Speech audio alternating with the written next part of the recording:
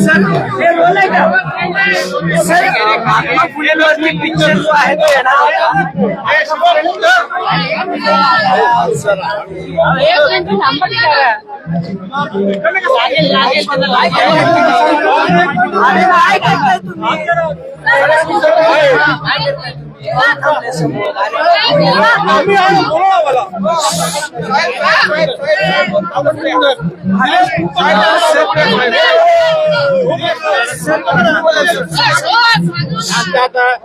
सगळेजण शांत.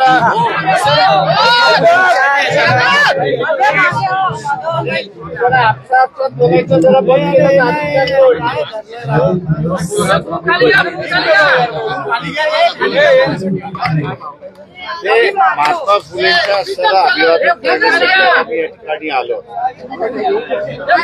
आणि आजही आपल्याला असं दिसतंय महात्मा फुले असतील या सावित्रीबाई असतील यांचं जे कार्य आहे त्या कार्याला विरोध करणाऱ्या शक्ती आजही त्या ठिकाणी अस्तित्वात आहेत. त्यांचं कार्य 150 वर्षापेक्षा अधिक झालेलं असतानाही 150 वर्ष झाल्यानंतरही त्यांनी सुरुवात केलेलं कार्य सर्व समाजामध्ये स्वीकारल्या जाते असं दिसत नाहीये.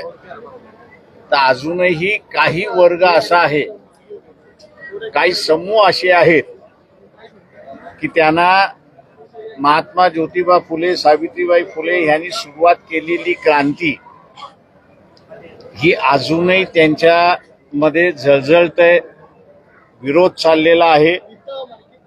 आणि दुसऱ्या बाजूस लोकांचा असणारा त्यांच्याबद्दलचा आदर हा नुसता महाराष्ट्रात नाही तर देशभर सुद्धा चाललेला अशी असणारी परिस्थिती आहे. त्यांची क्रांती ही महत्वपूर्ण आहे असं मी या ठिकाणी मानतो. देश घडवणारी क्रांती आहे आणि म्हणून सर्वच त्याला असणारा अभिवादन करण्यासाठी आज आम्ही या ठिकाणी आलेलो आहोत. सर आंदोलन पण करताय. जो चित्रपट महात्मा फुलेंच्या जीवनावर येणार होता आज खरं तो रिलीज होणार होता कारण आज जयंती आहे त्यांची 198, पण तो काही संघटनांनी विरोध केला. आता तो चित्रपट 15 दिवसानंतर प्रदर्शित केला जातो. त्याच्यामध्ये सेन्सर बोर्डाने काही वाक्य, काही शब्द आणि काही सीन यांना असणारा विरोध दर्शविलेला आहे. काही संघटनांनी पत्र लिहिली आहेत म्हणून सेन्सर बोर्डाला आमचं म्हणणं आहे की ती वाक्य, ती सीन हे महात्मा फुलेंच्या समग्र साहित्य जे महाराष्ट्र शासनाने प्रकाशित केलेलं आहे त्याच्यातला तो असणारा हिस्सा आहे. त्याच्यामुळे एकदा महाराष्ट्र शासनाने ते प्रकाशित केलेलं आहे, केंद्र शासनाने त्याला असणारा मान्यता दिलेली आहे, तेव्हा सेन्सर बोर्डाला विरोध करण्याचा अधिकार नाही. आणि सेन्सर बोर्ड हे जर विरोध आपला तसाच ठेवणार असेल तर सेन्सर बोर्डाचे जे मेंबर आहेत त्या मेंबरच्या घरासमोर असताना आम्ही निदर्शनं केल्याशिवाय राहणार नाही. याचं कारण की त्यांची विचारसरणी चालणार नाही, तर शासनाने मान्यता केलेली विचारसरणी आहे तीच या देशामध्ये राबवल्या जाईल. पण सर ते दृश्य कट केलेले अजून कट केलेले नाहीत, अजून त्याच्यावरती वाद चाललेला आहे. तर स्मारकाच्या विषयी देखील छगन भुजबळ यांनी स्वतः नाराजी व्यक्त केली. ते तर म्हणतात की मी आता आमदार आहे, जर वेळ पडली तर मलाच स्वतःला उपोषणाला बसायला लागेल. त्यांचं असंही म्हणणं आहे की मुख्यमंत्री आणि दोन्ही उपमुख्यमंत्री निधी तर देतात मात्र अधिकारी कुठेतरी कामाला दिरंगाई करतात.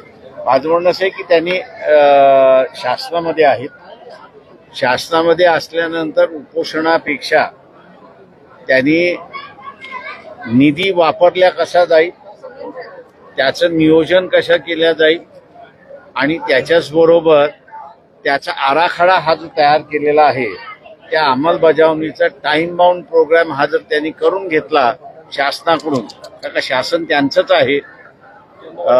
अजित पवारच एकंदरीत सरकार चालवतात आहेत असं एकंदरीत त्या ठिकाणी दिसतंय. त्याच्यामुळे अजित पवारांबरोबर बसून त्यांनी असं जर टाइम टेबल ठरवला तर मला वाटतं हे स्मारक लवकरात लवकर होऊ शकतं अशी परिस्थिती आहे.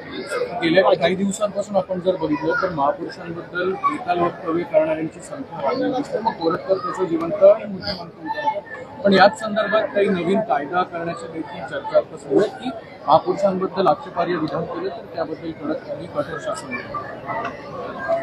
ते शासनाने कायदा करावा त्याचं सगळेजण स्वागत करतात. सर जरी कायदा केला ना, आता तुम्ही चित्रपटाचा पण विषय घेतला, ज्या ज्या वेळेस ऐतिहासिक चित्रपट येतात ते महापुरुषांवरती असू द्या किंवा इतर कुठल्याही आपल्या ऐतिहासिक साक्ष्यावरती असू द्या, त्याला विरोध हा होतोच. सेन्सर बोर्डाने कुठेतरी या बाबतीत वेगळा कायदा किंवा काही इतिहास तज्ञ घेतले. ते माझं म्हणणं असं आहे त्याच्यामध्ये शासनाने जी भूमिका मान्य केलेली आहे त्या मान्यतेच्या विरोधात सेन्सर बोर्ड त्या ठिकाणी जाऊ शकत नाही. आणि सेन्सर बोर्ड हे काय स्वतंत्र बोर्ड असलं तरी त्यांना असणाऱ्या गव्हर्नमेंट गाईडलाईन प्रमाणेच त्या ठिकाणी कामकाज करावं लागतं.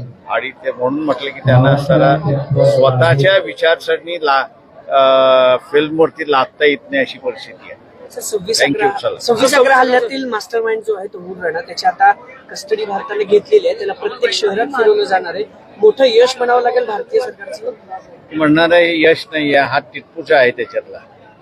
सर म्हणजे काल ज्या पिल्लाईचं होम सेक्रेटरी पिल्लाय त्या काळी होते, त्यांचं स्टेटमेंट जर आपण असणारा वाचलं तर त्यांचं स्टेटमेंट होममंत्रीच त्या ठिकाणी म्हणते की हा मराठी भाषेमध्ये ज्याला आपण तुटपूजा म्हणतो तो हा तुटपूजा त्याच्यामधला आहे. हा काही मेन आरोपी नाही किंवा हा काही त्याच्यामधला नाही. त्याच्यामुळे उगीच असं ढोल बजावण्याचं कामकाज भारतीय जनता पक्षाने करू. काही वेळापूर्वी असं म्हटलं की पहिली स्त्री शिक्षणाची जी शाळा आहे ती थोरले प्रतापसिंह महाराजांनी सुरू केली, जेव्हा की इतिहास आपण सगळ्यांना पाहतो. त्याला मोठा विरोध होता. अनुकरण केलं. Thank you very much. अनुकरण केलं. कैसे देखते आप, क्या प्रतिक्रिया उसकी?